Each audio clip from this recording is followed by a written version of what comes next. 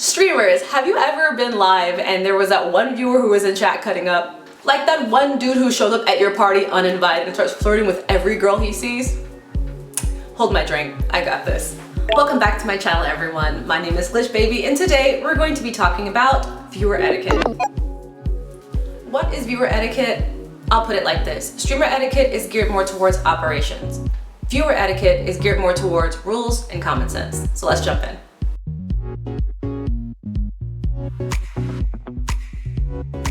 First thing that I want to jump into is pretty basic. It's the rules, okay? When you go onto a Twitch page, in the section where all the panels are, you'll typically see rules of any sort, of some sort. It might say rules, it might say etiquette or anything like that.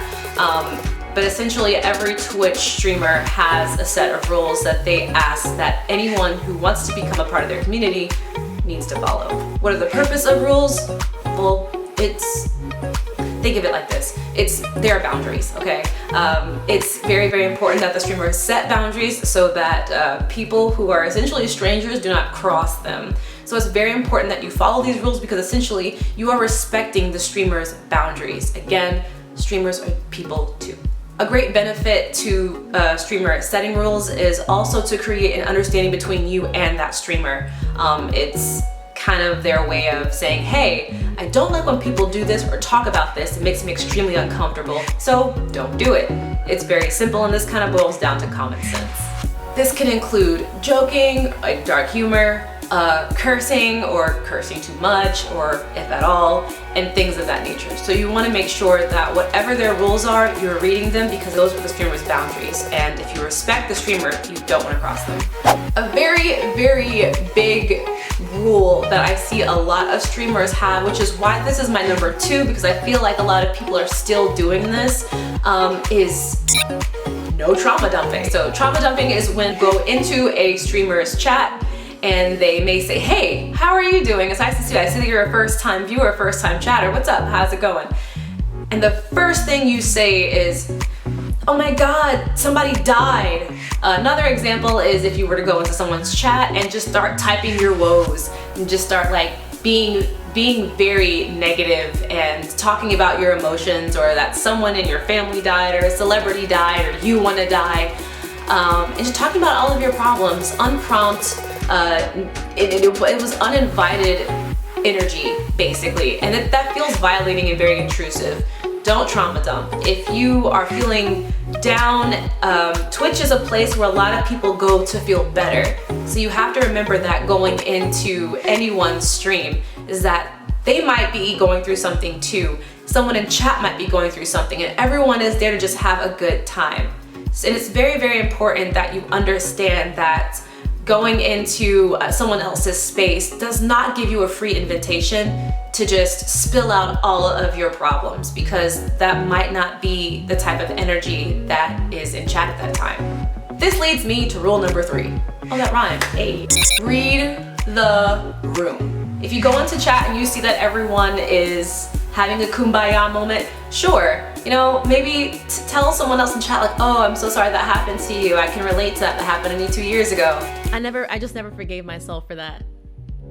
And it's like that thing that people are like, oh, I never killed someone. I'm like, yeah, neither have I. But then like, I think of that moment where I unintentionally took the lives of 6 kittens because I was being thoughtful.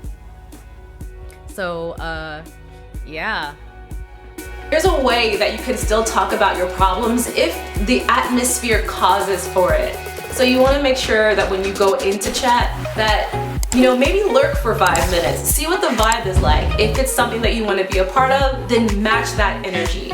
You know, don't go into chat and, oh, I want to talk about all of my problems. A lot of times you will hear the streamer say, I am not a therapist, and that's very true. I don't mind talking to my chat about their problems, but I prefer that they are not brought up unless I'm the one who initiates that conversation. Everyone is different, so this is why it's very important that, you know, maybe if you just don't know how to gauge a room, just lurk for 5 minutes and see if the atmosphere is for you.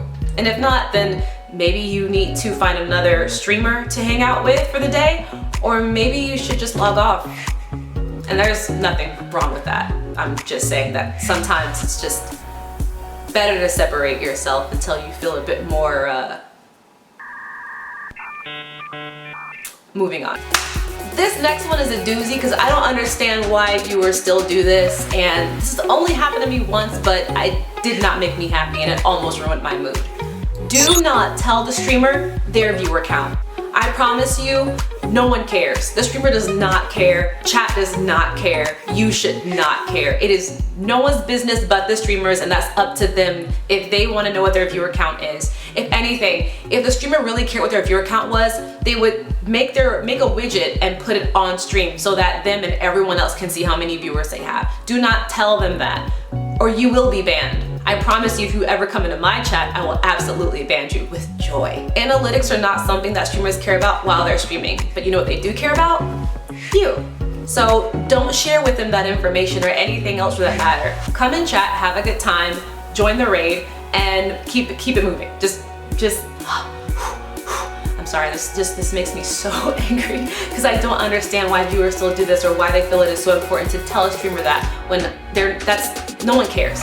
No one cares. And if you're confused, please, I will tell you why no one cares. Have you ever been hanging out with a group of friends and you were telling this really, really vivid story, like something amazing happened or whatever, you're telling everyone this story, and then by the end of the story, you realize that no one was listening? Yeah, that's what it's like being a streamer who is probably streaming to 0 viewers, but they don't know that because they're too busy just having fun and streaming to anyone who just decides to come and chat. Why would you tell them, hey, there's only one person in here, it's me? And then, like, what does that do for anyone? So if you're trying to be a troll, just know that you will be banned. But if you're actually being genuinely don't tell them that information. I'm gonna take a small break right now to just let you guys know to please follow me on Twitch at twitch.tv/glitchbaby with 3 Ys. Number 5 is actually going to be really, really serious. So I'm gonna like dial down the jokes here just for a second.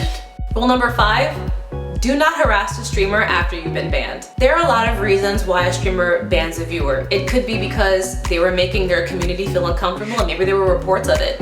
It could be because the viewer was harassing the streamer before or just simply making them uncomfortable. And it also could be because you were just being bad. I don't know. It could be a number of things. The point is that any reason to ban a viewer is always a good reason. Their boundaries were violated and they took action, period. If by some chance you feel that, you were banned and you didn't receive a reason or you genuinely want to know what that was because maybe it was unintended, that's completely fine.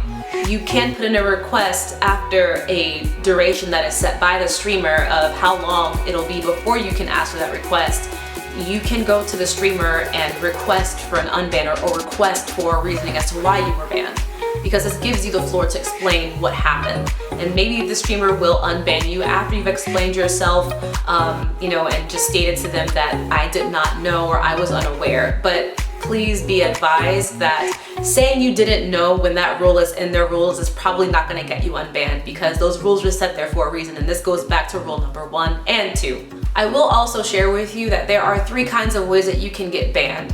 There's a temporary one, which is where you're timed out, which only lasts for about 10 minutes. Then there's a temporary ban that could last for up to 30 days. And then of course you have your permanent ban, which means you're not getting back in. If you would like to request to be unbanned, what you'll do is you'll go to the streamer's Twitch page, you'll go to the column section where the chat is. At the bottom, it'll actually show you that you've been banned, and there'll be a button that says request unban. When you click that, you'll be able to basically state your case. After you hit submit, a moderator or the streamer will review your request and determine if they've accepted or denied it.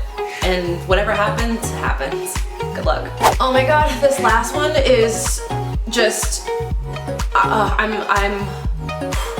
need a drink. I need a drink.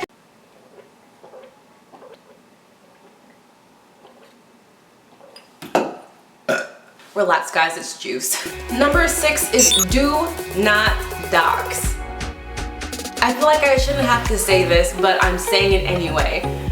If you don't know what doxing is when you find out the streamer's personal information, if you don't know it already, and you completely just put it all out on the internet for everyone to see, whether it's their first and their last name, if they're not using their actual first and last name as their alias, or their phone number, their address, their family's information, any personal information about them that they have not shared with the public as a content creator. You finding that information out and putting it out in the public eye for everyone else to see when it was private information to the streamer, that is called doxing. Doxing is the most spiteful thing that you could do to a streamer, to a content creator, to a celebrity. Why is this harmful? I'll tell you. Because putting their personal information out there means that someone who is not right here could potentially find them and hurt them.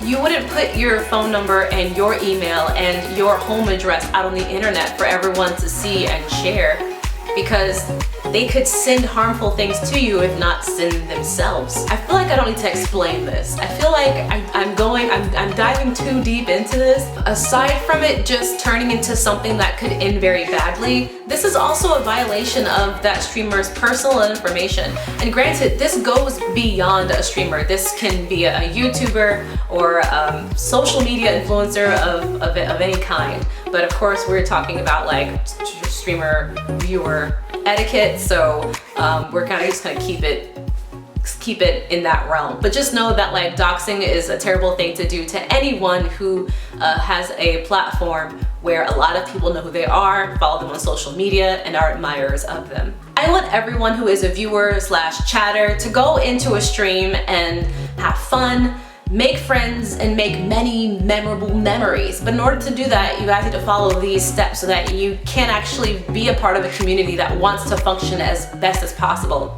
It is up to you as a viewer to make sure that not only are you keeping yourself in check, but also your fellow chatters. So pass this video along, share this information with them, and yeah, have a good experience. Just have a good overall experience. I want that for you guys. So behave. All right, guys. Well, that ends it here. Those are all of my. I think I did 6. But that's 6 tips. I did 6 tips for you guys. You got one more than the streamers. Wow. I really did lay into you guys. All right. Well, that concludes today's video. Thank you guys so much for watching.